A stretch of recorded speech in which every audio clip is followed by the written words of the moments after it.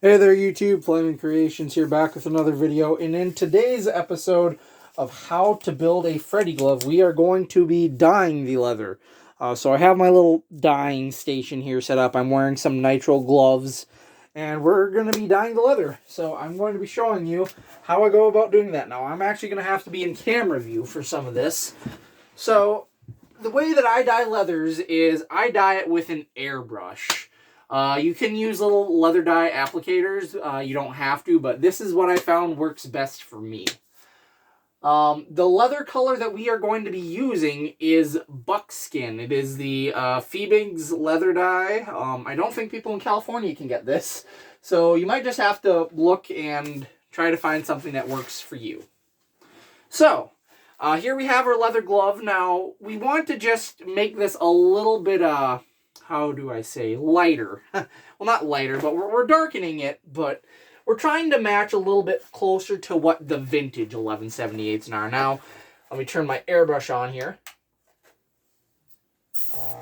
Alright, so the airbrush is turned on. With the airbrush, you get a little bit more control over how light or dark it comes out.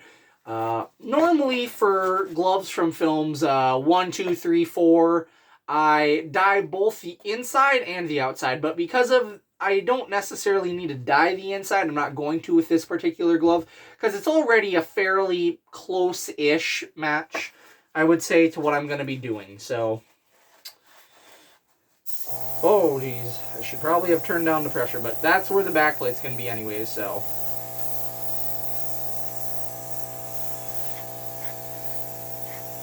So I'm just misting the leather.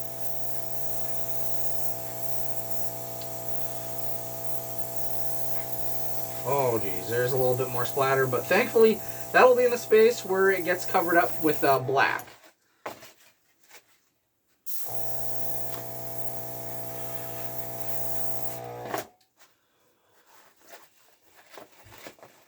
Part 5 leathers are pretty clean when it comes down to them, so... Just trying to make sure I get in between all the cracks and crevices here in the leather.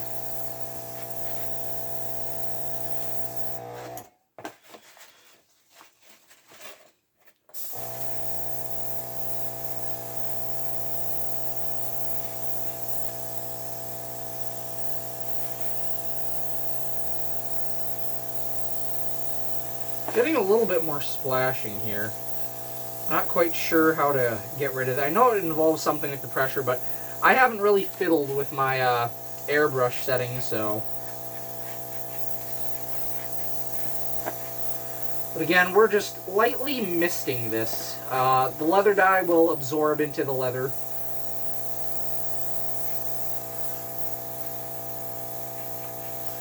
Sometimes you might need to do this process a few times.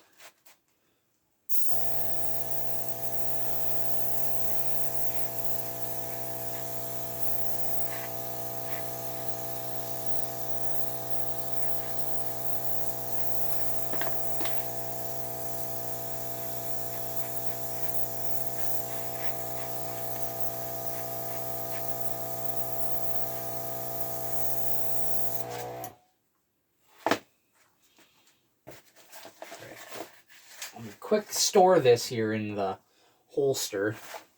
Wipe my finger if I need to. Now I'm done. Excuse me. You should normally have a fan going. That actually brings up a good point. You should normally have your a fan or good ventilation going when you're dyeing. During the summer, like spring, summer, fall, I usually dye leathers outside. But of course it's winter here, so I'm dyeing them inside. But you should have good ventilation. You should be wearing a mask and everything. Don't follow what I'm doing. This is very bad protocol. Now I'm dominantly right-handed, so I'm putting it on my left hand like this, just so I can try to help get the fingers a little bit better here.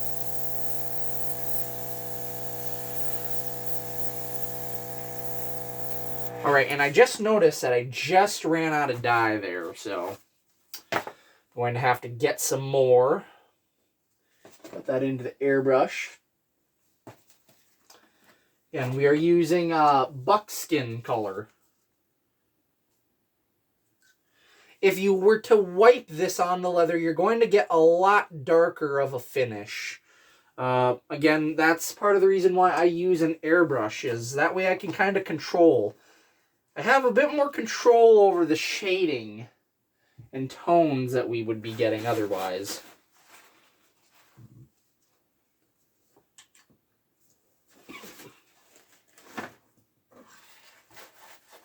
Oh, that's right, I should put that on.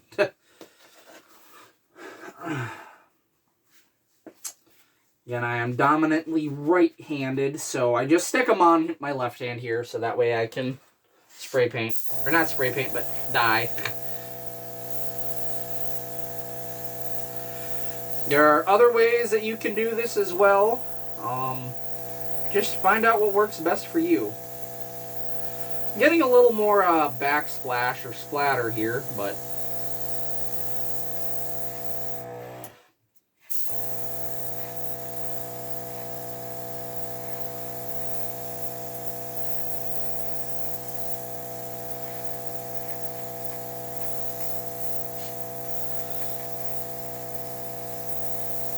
a lot of the Part 5 leathers are fairly clean when it comes to weathering them. There isn't a whole lot of dark weathering on most of them, I should say. Some of them, you have your exceptions, but for the most part, they are fairly clean in color.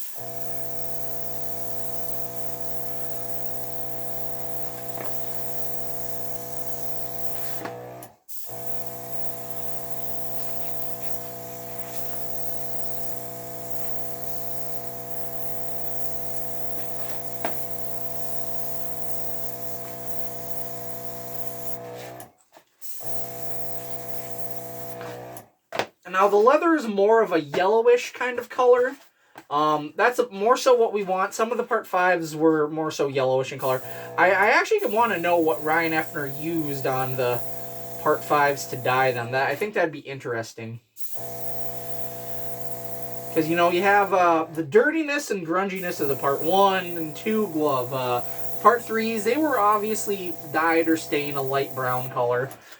4s, those were a mixture of like dark, I don't know if it was, I'm pretty sure they used paint on at least some of the leathers, but spray paint is not very good when it comes to leather, so I know I've used that in the past too, but I wouldn't recommend it. Alright, and with that, the leather, the base coat at least, is done. So I'm going to quick pause the video and then get things set up here for doing the black on the leather, because we will need to use black as well. So hold on a sec here, guys. Alright, so in actually looking at the glove, there is a little bit of brown tones in there, just very faintly. So I loaded in some light brown leather dye, and I will be quick misting over this a little bit here with just a little bit of that. So just to help bring out a little bit of that color there.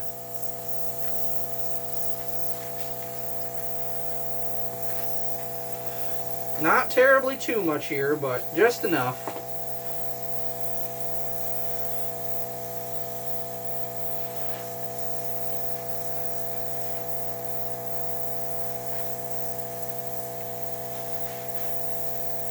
I didn't put the cap on this, so it's probably throwing leather dye around like it ain't shit.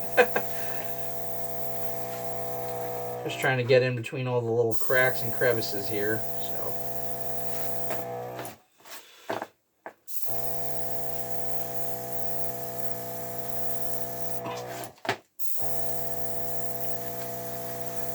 Alright. So, now that we got that, now I'm going to actually go in and load up some black dye. Okay, now I have the black leather dye loaded up into the airbrush. So, we're going to be adding the black weathering. Now, I speculate that a lot of the Part 5s might have been trucker special gloves, and to try to cover up that logo, they added black weathering on there. So I'm just going to take this and we're going to try to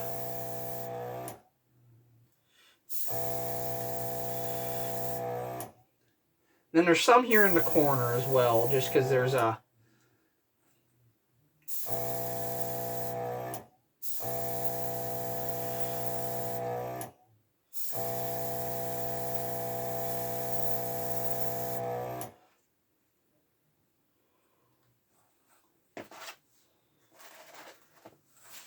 All right. Just try to wipe a little bit of this away. I know it's unlikely, but for the most part, that is how it should be. It isn't the exact pattern. I probably could have gotten it a little more exact if I would have used a regular leather applicator, but I didn't really want to do that. Here, let me try to... that's a little bit better. Got a little bit more of a pattern on there, so...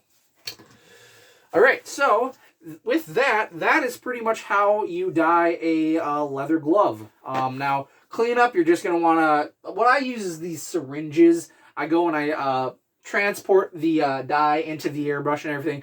So basically what I would do is I would then suck up the remaining leather dye, put it back into its designated bottle, and then I would clean out the airbrush with, an airbrush cleaner, water, paint thinner, whatever you choose to do so.